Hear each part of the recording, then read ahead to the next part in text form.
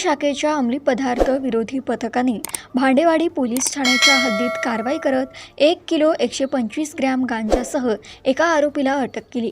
आरोपीकडून गांजा व मोबाईलसह 38,125 रुपयांचा मुद्देमाल जप्त करण्यात आला आहे।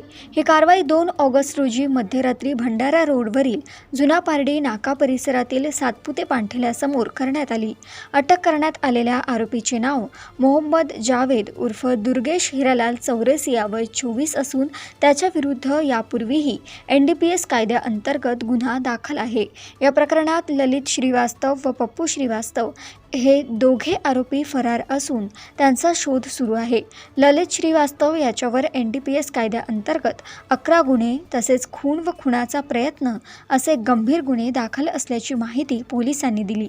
या प्रकरणी भांडेवाडी पोलीस ठाण्यात NDPS कायद्यान्वये गुन्हा नोंदवून पुढील तपास सुरू आहे।